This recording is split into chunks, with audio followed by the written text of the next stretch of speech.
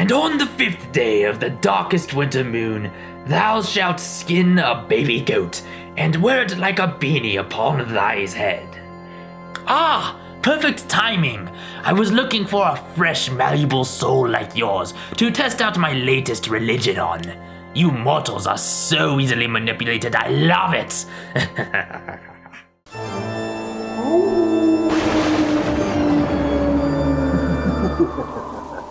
Good evening, ghouls and ghosts, and welcome back to Spooktober.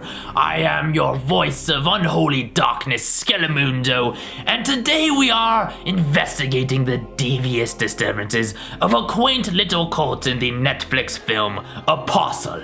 The story takes place in the early 1900s, a good year for humanity if you ask me, where a man must infiltrate a secretive cult to rescue his kidnapped sister from their impure intentions. I am always so entertained by the cruel games you humans play on each other, especially in the name of those foolish deities you worship. As for the film itself, Apostle is a grotesque exploration of the small hearts of men and the disturbing lengths they will go to feed their corrupt desires. From the opening moments, the film reeks of human filth, and every speck of dirt, every drop of sweat, glistens in all of its disgusting glory. The camera can't seem to help but hone in on every gory detail, creating an uncomfortable, unsanitary sense of claustrophobia. Even something as simple as a close-up shot of blood-soaked fingernails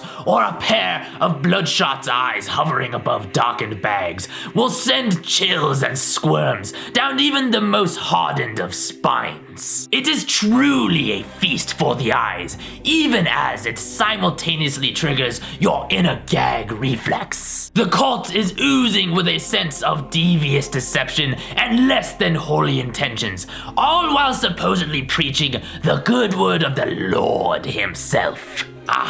Just what I would expect from such puny mortal minds. Interestingly enough, though, the actual members of the cult appear to be rather good people for all intentions. They dance and frolic and share in simple trivialities to pass the time, all while enjoying each other's company and the scent of the roses. Even though the roses are actually quite dead and toxic. No, really, everything they grow on the island is no bueno.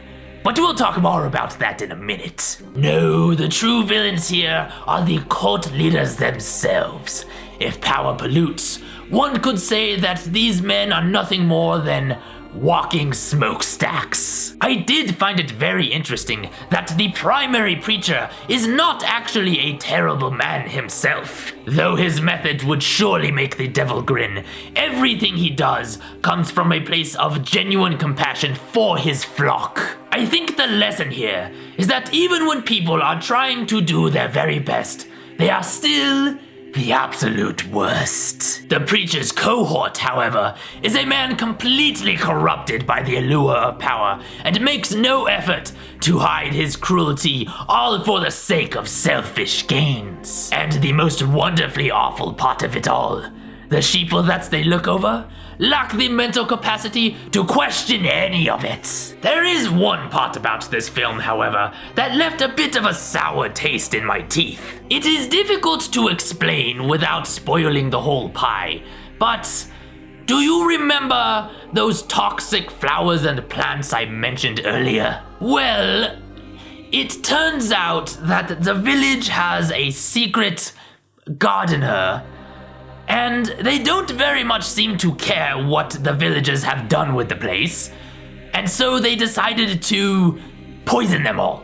Now I know this sounds a bit out of place in a film about the easily corrupted and controlled hearts of the feeble-minded, and that is because it is out of place. To be honest, this whole twist, shall we say, feels a bit tacked on, almost like an extra limb sewn onto a reanimated corpse. Actually, the whole story feels a bit convoluted and messy, as though a werewolf got into it and made a mild feast out of the whole thing. It becomes very noticeable by the end of the film, when the story starts to drag, and they are throwing exposition at you, and they are simply hoping that some of it sticks when all of this should have been clarified or left out completely. It's a shame, really, because the visuals are so uncomfortably raw and unsettling, and the themes of corruption and power and hubris add an equally disturbing weight to it all. Perhaps if the story had been more thoroughly dissected beforehand, and all of the excess bits of gelatinous fat had been removed, it could have been a truly great horror of the human power structures. Still, with such grotesque visceral imagery and a lurking sense of ominous malevolence within the cult, it remains a chilling journey into the darkness of the human soul. Apostle will do an acceptable job of making a disciple out of you. Bones up. Thank you so much for watching. I appreciate every single one of you. I do hope you enjoyed this review of Apostle, a much better film than Spooktober's initial offering last week. If you enjoyed this content, be sure to hit that like and subscribe button down below. You can also head over to Twitter and to Facebook and follow on there. I do hope you will come back and join me for more of this frightfully good month. And as always, if you want to know your flicks, you know where to click. Happy haunting, everyone. I will see you all next time.